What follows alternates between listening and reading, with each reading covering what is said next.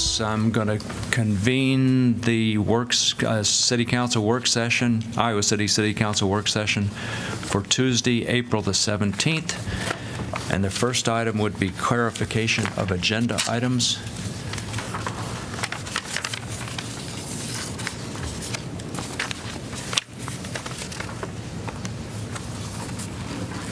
I've got to open my own file to check this out. Go ahead, Pauline. This is a question for Jeff, and I know you and Jim and I had talked about this, but I just had a question on 4D9, the senior center maintenance positions, and realigning them with the parks. I wasn't clear on then the salaries and from whose budget their salaries would come from then, senior center versus the parks? Yeah, the current salary, the pay plan will be maintained. So as they move from the senior center department to parks government buildings, they're going to end up changing the title of their position, but the pay plan the range that they're in will stay the same. So there won't be any changes in salary. They'll maintain the same steps and salaries that we have at this time. The budget that you adopted shows the positions in the senior center budget. Right. We're not quite sure whether we'll formally amend the budget to show it out of Parks and Rec right away, or if we'll just wait and take care of that at the next budget cycle. Either way, the positions hit the general fund. So it's the same dollars paying for the position. The employees are being paid the same amount. They still have as Ashley said, the same steps in front of them.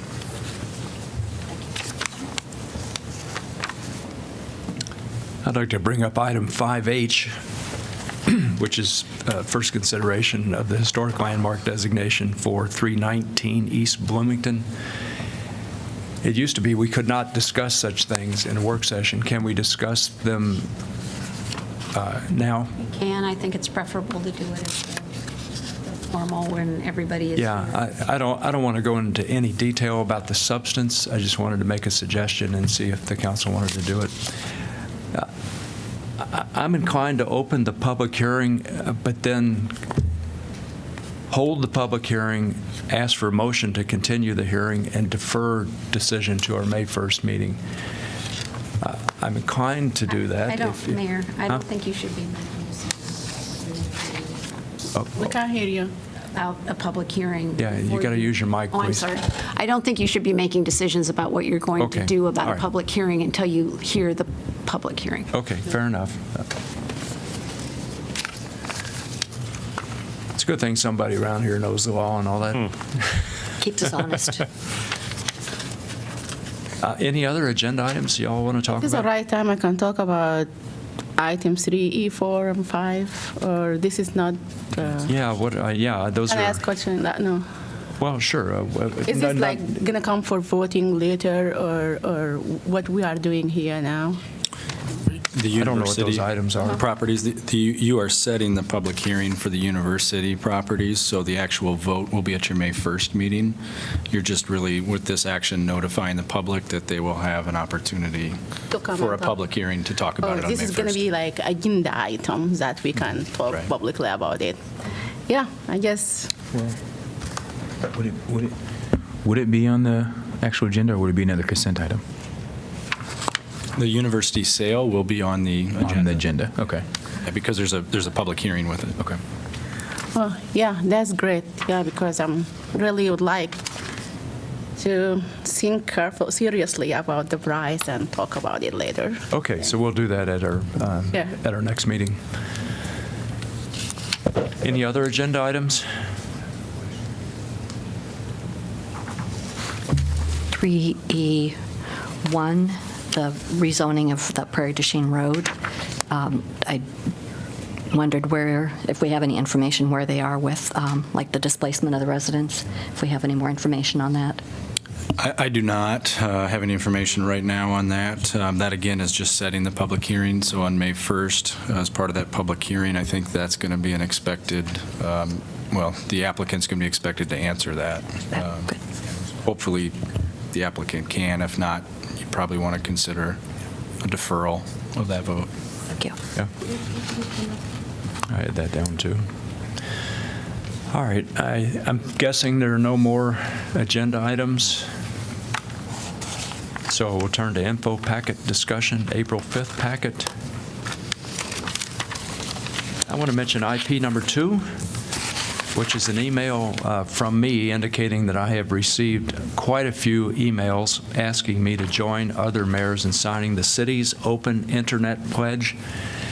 I haven't counted them, but it seems to me I've gotten something like 50 of these from Iowa City residents. It's clearly a form petition, but nonetheless, they're coming specifically from Iowa City residents. So we have not discussed this topic about having an open internet, and we do not have an explicit policy about it. So I'm hoping to get some advice from you folks about whether I should do as the petitioners request.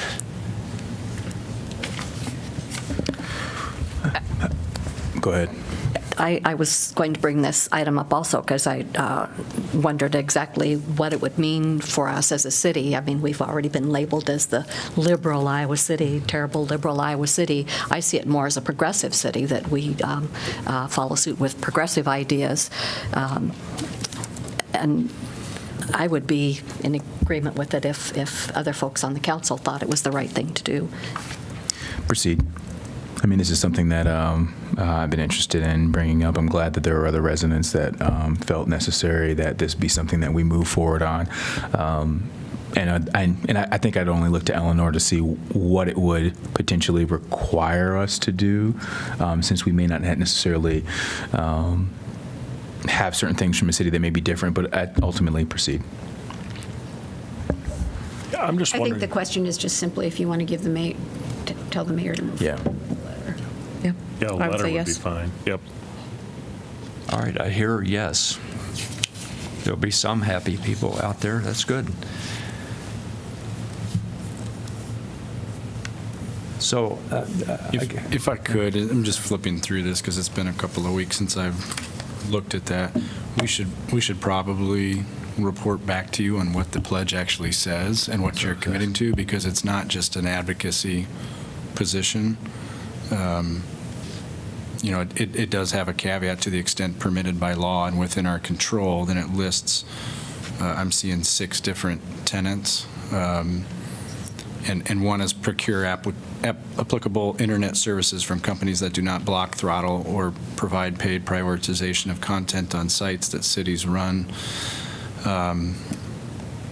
Ensure an open internet connection with any free or subsidized service we offer. I think if you're interested in this, we probably need to dive into it a little deeper, tell you Yeah, what the that's- constraints of law are, and what Can we you're get the whole actually- pledge in the next Sure. packet? Because all I saw was the link, and Yeah, I that's didn't what have a I'm chance. having trouble I didn't have a chance to go look at it, so. Obviously, we're not a provider of that Right. service, so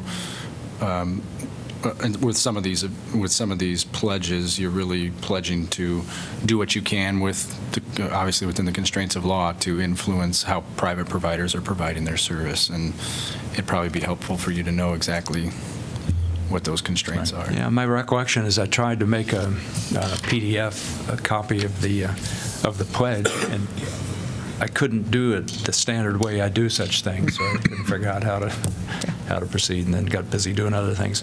Yeah, Jeff, I think that's a really good idea. So, if you could provide some feedback within a reasonable period of time, that'd be very helpful. We can do that. All right, get rid of that. Yikes, all of this stuff. Just IP7 reminder, the Community Police Review Board is on April 23rd. Yep. I just would like to talk about IB5 for the Yeah. Affordable Housing Action Plan update.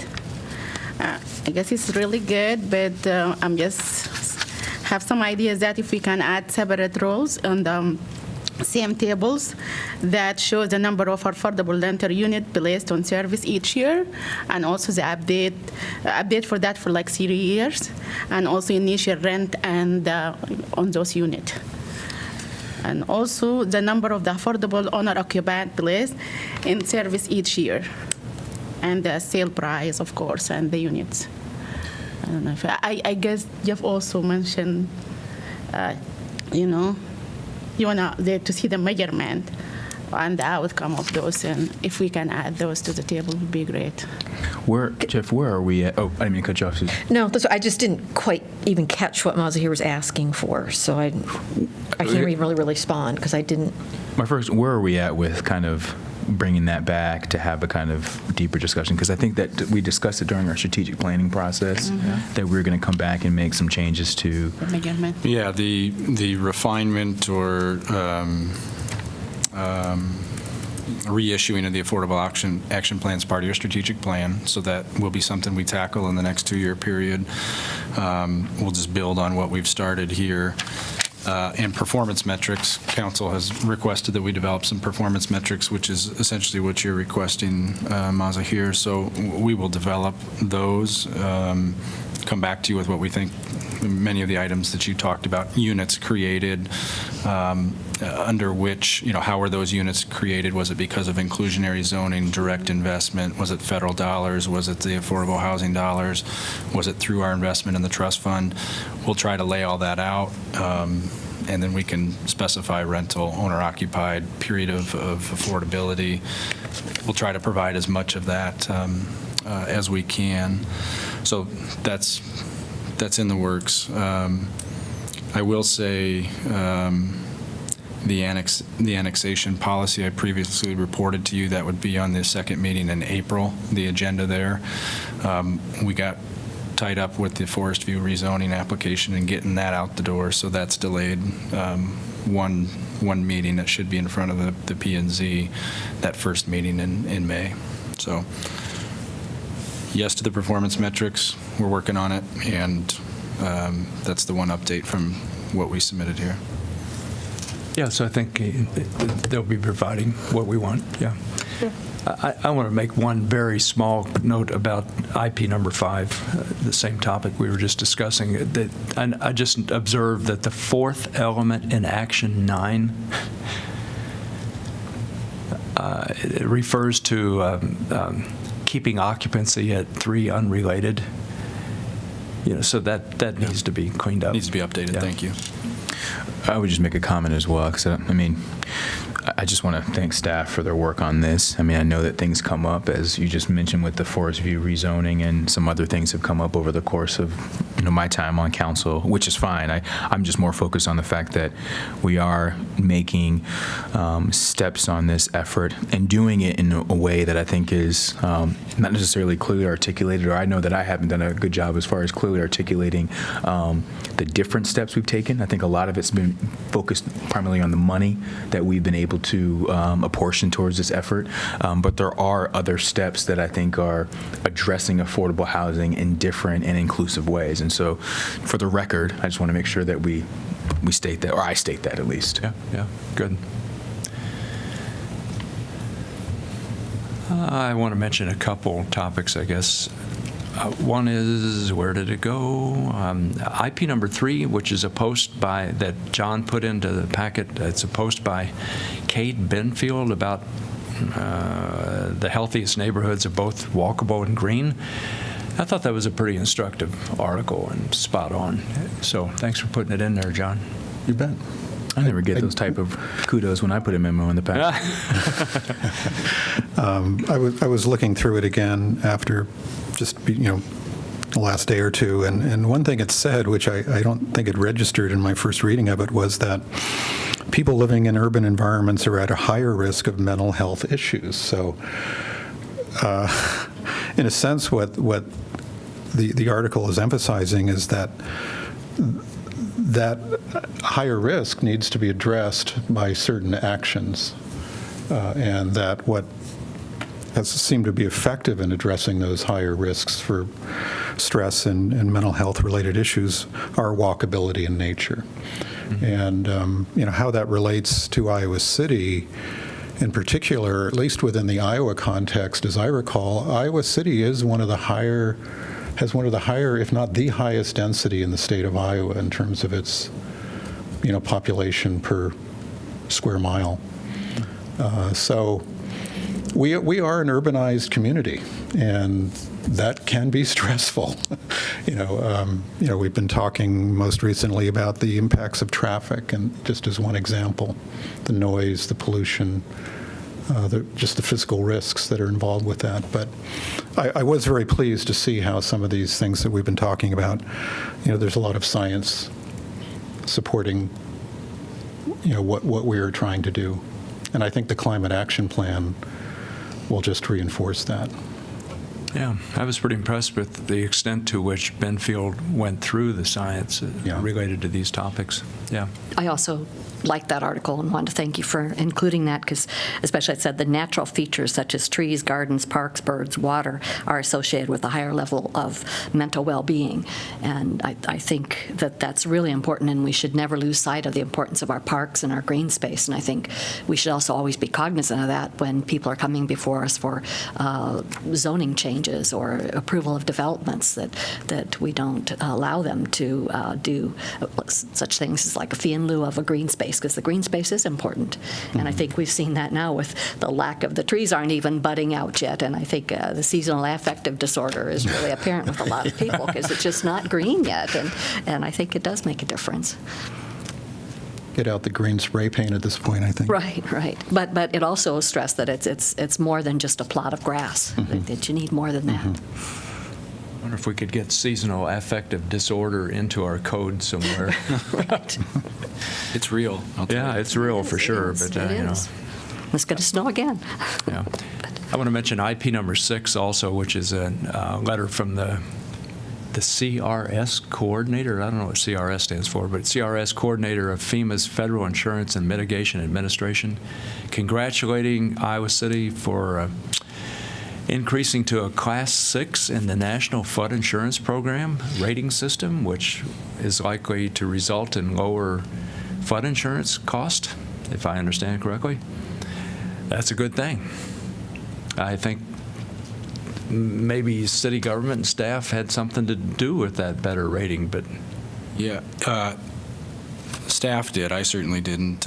Julie Tallman is the one that really spends a lot of time on this, and we're lucky to have her be able to really dive deep into this issue.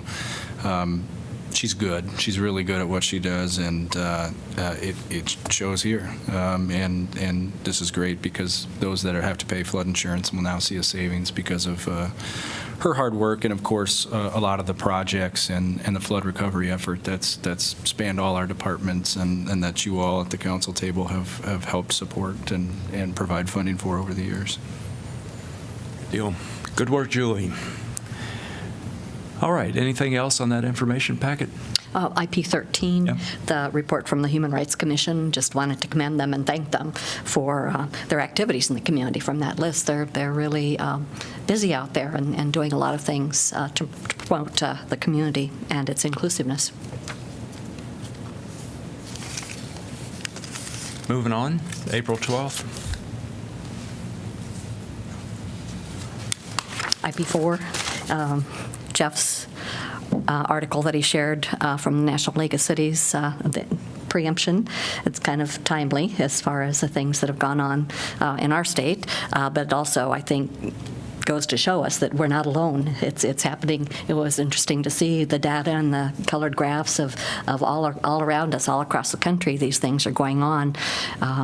And on that line, I'd like to thank the businesses in the community that have continued to honor the Board of Supervisors minimum wage rate. I think our community stands out as far as that goes and can do those kinds of things. But it has economic and human rights implications.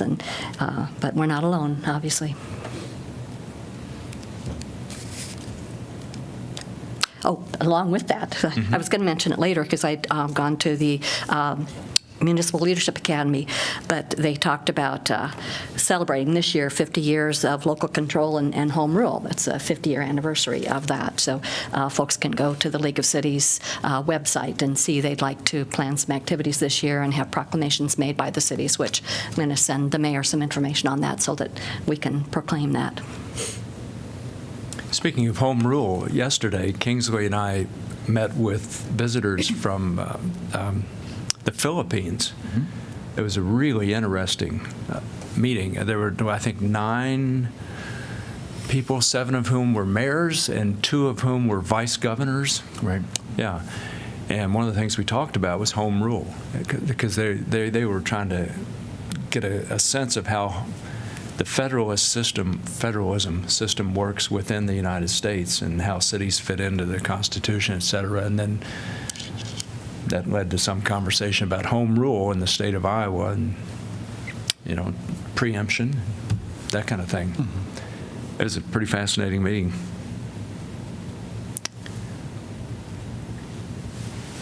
I want to bring up something that was in the late handout, but I don't know. I think this is the appropriate moment to bring it up. Your item that. Yeah. Yeah, so there was there was a story in the Little Village, an article in the Little Village on April the 10th, titled, "Governor Reynolds Signs So-Called Sanctuary Cities Bill," which she says was aimed at far-left liberals in Des Moines and Iowa City, unquote. So I alerted Jeff and Eleanor earlier today that I'd like to give them an opportunity to clarify for us and for the public what effects, if any, this new law might have on our policies and practices. So, Yeah, I'll start, and Eleanor can chime in as well. This has certainly been a question that we've been asked quite a bit in the last couple of weeks. Done a number of media interviews, talked with members of the community that have had questions too. I think it helps to start back a couple years ago when you considered the resolution that has been called into question in Des Moines. Important to look at the title of that resolution. That resolution was reaffirming the role of law enforcement. Reaffirming. With that resolution, you weren't asking the police department to do anything different than they had done for the previous 20, 30 plus years.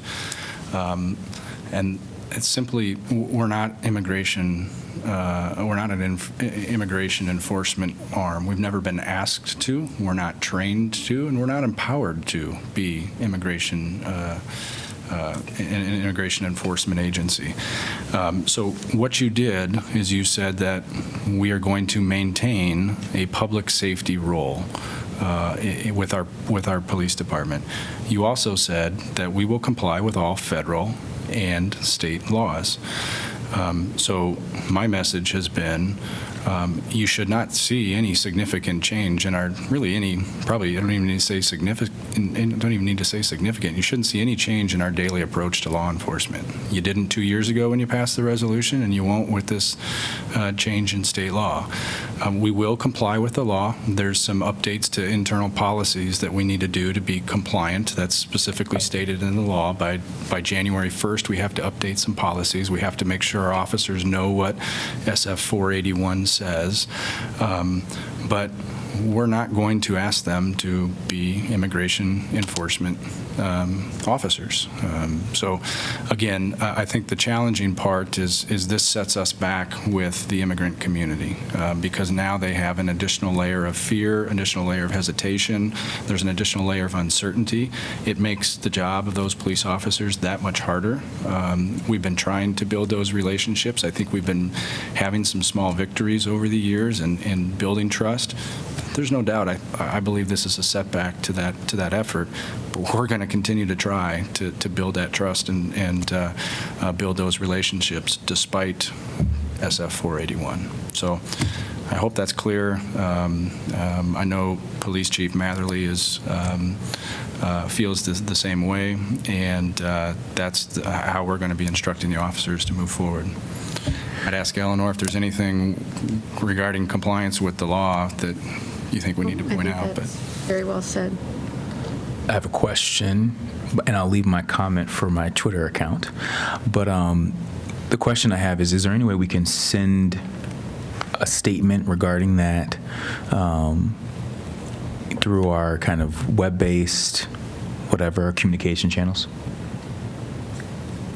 Sure. Okay. That's Might want to wait till the legislative session is done. I mean, I don't want to reward, ignorance. I mean, basically, I think they made I don't want to go into comments. That's why I was saving it for my Twitter account. I would just wanted- let them get done and out of Des Moines before. Yeah. I agree with that. The situation calls for some subtlety and deftness in trying to figure out how to respond, and I think that's a key part of it. One issue relates to, I know that the county had talked about whether they want to file a legal claim on the basis of the detainers. Our police department has nothing to do with the detainers, is my understanding. The question is could we support them in an amicus capacity? Is that something we can decide as a council where we would support the litigation, or do we have any role with that? Because I think they're going to challenge it on the basis of you're compelling us to detain someone illegally. We could be sued, and that's not a defense for a federal lawsuit. Could we participate with them in the same way that we've helped Chicago in their briefing, or what would your response to that be? Sure, yeah, I mean, counties are in a very different situation because of the detainer issue, but depending on what litigation, I mean, they bring, and there certainly would be the opportunity for amicus participation. Yeah, so we'll have to play that by ear, it seems. Yeah. See what the text of anything they generate actually says.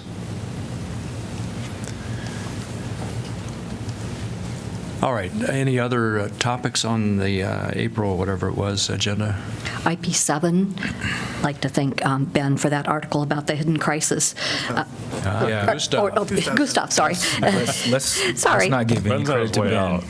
That is not our job. Yes, Gustav.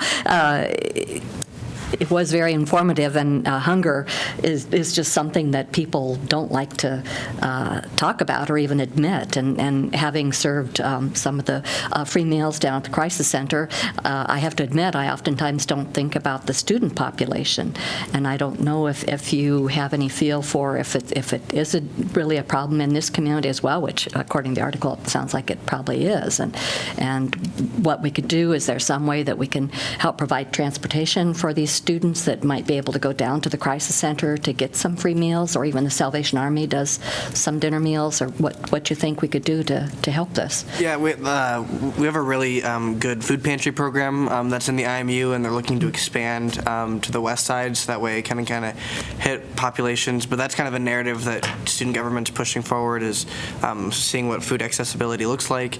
At the Big Ten level, we're seeing Wisconsin recently made their dining halls food stamp accessible, SNAP accessible. So just seeing different ways that we can kind of see this, because to your point, this is a narrative that hasn't been talked about. So we're excited to see, what we can do on our own campus, but also knowing the intersectionality between campus and city. How can we kind of coordinate those efforts in any way possible? So. Good. Good deal. Any other items on that agenda or that information packet?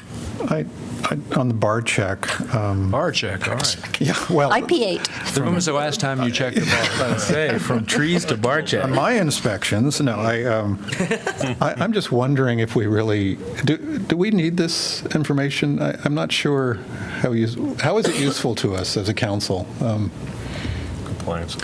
Well, I mean, I guess when we initially had provided, we had changed the nature of the information that was previously provided, because we wanted to at least show, for what it's worth, some public accountability based on these situations. At least that's why I wanted it in that sense. There isn't much we can do, but at least it showed the public, for whatever it's worth, that this is occurring and that they should be aware, and that's about it. It does kind of show a pattern. It's the same offenders every time, but it was helpful to me one time because somebody mentioned to me, I won't say the name of the bar, yeah, they always have underage drinkers, and I showed them the data, and I said, no, they're never on this list. It's these bars that are the ones that are the same offenders, so it has been helpful information in that respect.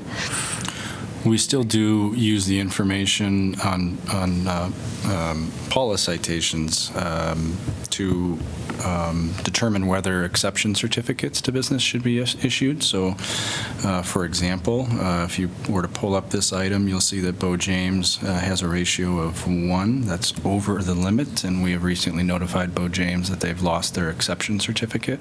That's not their liquor license, but that's the exception to the 21 ordinance rule. So we do use it, and the city attorney's office helps track that with the police department. And once businesses reach a certain threshold, they could lose that. Many of these businesses that you see here don't have an exception certificate. So for some of them, it doesn't mean anything, but there's a few, like Bo James, that did. The other thing is it keeps the issue in front of you, albeit, maybe you don't see that influencing your policy, even every year, but it keeps it in front of you. It makes it public so that groups like PAS can review it, Partnership for Alcohol Safety can take a look at it. And the other thing I would say is that there's been some discussion, it's just been discussion at this point, but the ABD is considering, Alcohol Beverage Division is considering whether to extend, it'd have to be passed at the State House, but whether to propose legislation that would extend more home rule authority to cities on liquor licenses. Again, that has not been proposed yet, but they've been having a series of public meetings across the state to kind of vet that issue out, and we think that there may be legislation introduced next year that could potentially extend some more home rule authority to us. So we talked about the preemption report. This would be the opposite of that. This would actually be the state granting us more authority over local liquor licenses. And if that's the case, this information could be extremely useful. So I recommend I wasn't debating the importance of the information, just having it in the information packet was my question. But if you all think it's really valuable, that's fine. I don't know that all that detail is required, at least for our purposes. It is helpful to know that there typically are something like 5 bars or whatever that are imperfect. I mean, I think as long as they're compiling it this way, I think it's worth putting in, because sometimes you can see a pretty high percentage and then you realize, oh, it was only a couple of visits. That's Yeah. different than if you got 30 or 40 visits and you've got a really high percentage. So. All right, I'm going to assume there are no more items to bring up there, but I want to mention something that's not on the list, the pending work session topics. I don't recall seeing that in the information packet. So I just want to note that we need to talk about what's going to happen on May 1st. Yeah, my apologies for that. We do not have a topic for the next work session agenda. I can throw out a few possibilities for you. I think we would be ready to have a discussion, if you are, on the $15 an hour wage rate for city employees that's on your pending list. We've compiled that information. We can run through that with you again and allow you to have that discussion or begin that discussion. And then another item that council has requested should be in the info packet this week, and that's a memo on participatory budgeting. So looking at our budget process and giving you some examples of how other cities approach budgeting in ways that can involve the public to a greater extent that we do now. Simon has worked on that report, and that's ready to go too. So there's 2 possibilities. If you look at I guess the last pending list would be on your info packet. Let's see which one that would be. Well, I'm looking at that. I can tell you where that would be, but we'll start with those 2 topics, and then if you've got others, we can talk about those too. All right, we can chat a little bit more tomorrow about that, I guess, when you and Pauline and I meet, but that sounds like a good idea to proceed with. It'd be on the 3/29, March 29th info packet. IP4 would be the last one. Okay, moving on. Council updates on assigned boards, commissions, and committees. So maybe we can start with Pauline and move to the left. I don't have anything to report. Just would mention on the steering committee for the Access Center, Jessica Peckover has submitted her resignation. Oh, no. She is headed to take a job in San Antonio. Oh. So it's going to be a huge loss for us. At the same time, we have hired a, quote, project manager. Basically, it's a university employee. The county will be paying for that employee. So somebody who can really kind of look at the nuts and bolts of licensing and facility requirements, especially in light of the state legislation on access centers and how that affects what we want to do here. So that's a real positive. But yeah, we're very much going to miss Jessica. I don't think I've ever met a staff person or anybody else with more energy than Jessica has. She's, yeah. Pretty amazing. Yeah. Good for her. We're going to miss her. Yeah. John? At the most recent Iowa City Area Development meeting, there were some, I thought, interesting topics. One, which was brought up at our joint session yesterday, which is the change with the corridor branding, which I think I'm very supportive of. It's the moving away from the creative corridor concept to emphasizing Iowa City and Cedar Rapids, so ICR with the C being in common with both city names.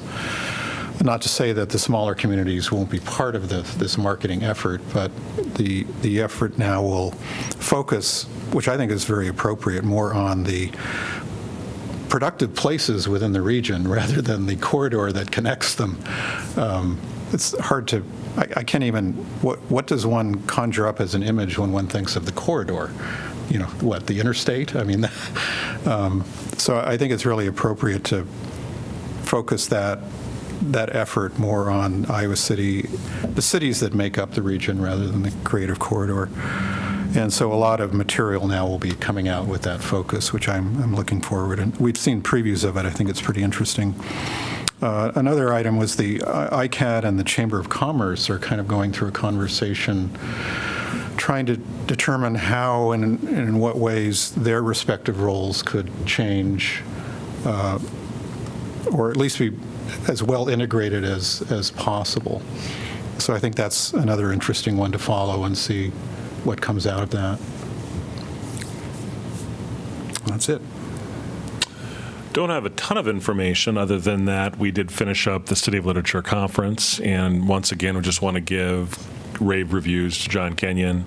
You know, just the logistics of bringing all those people together, putting all those events together. I only had a chance to go to the Old Capitol event. I saw some of you there, and that was very well done. But I think it's just another reason to feel incredibly proud of the community that we live in and the people that make that up, and that those sort of things don't just happen. It's only by sort of that day-to-day work that John does such a good job at that we can celebrate this great literary community that we live in. So once again, kudos to John Kenyon. Yeah, for sure. The directors of the other cities were really raved about the quality of work John has been doing.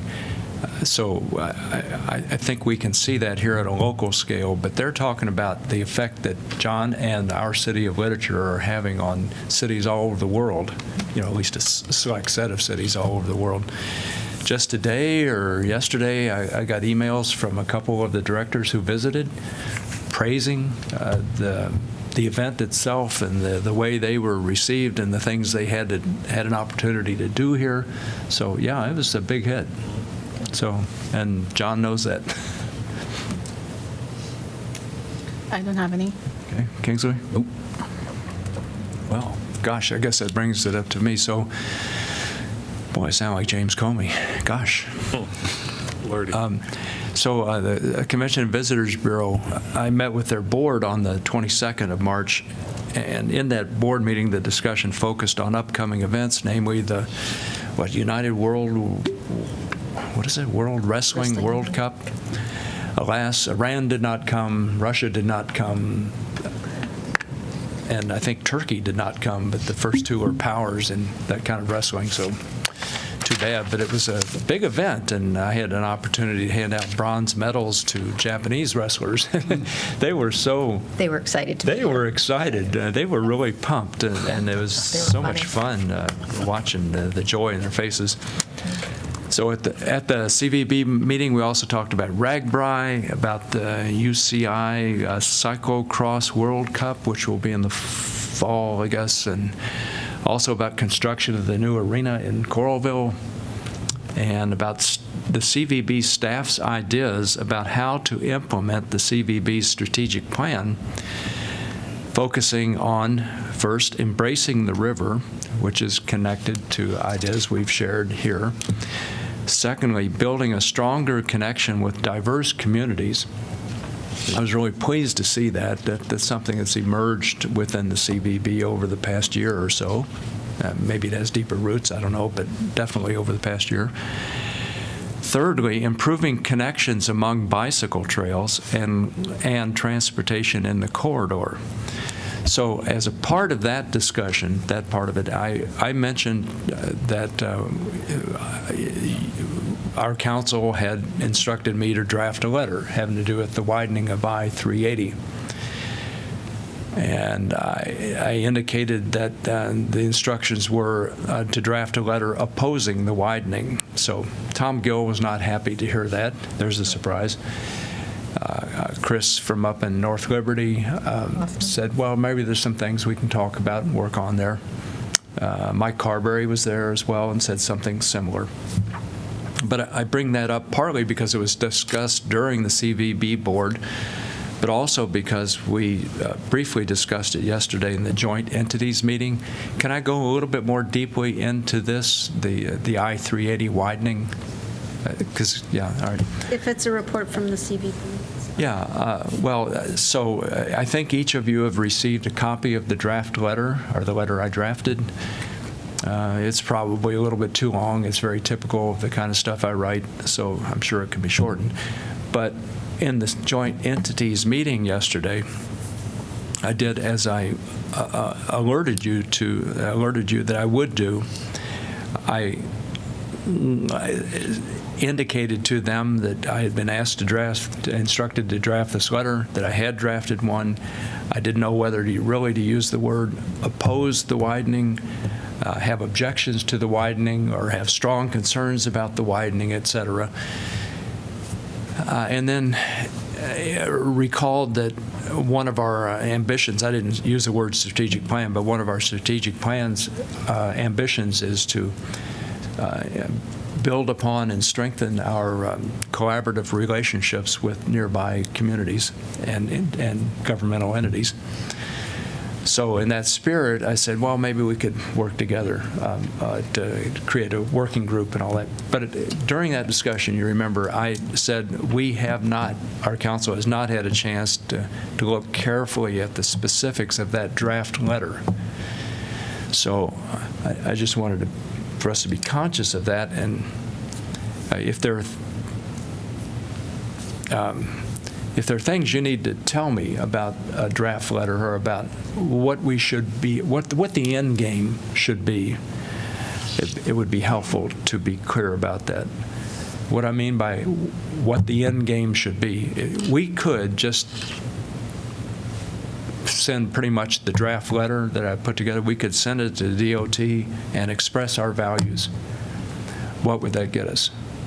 We could work with nearby communities to maybe come up with some collaborative statement that's maybe not fully in accord with our values, but closer to our values than what currently is the case.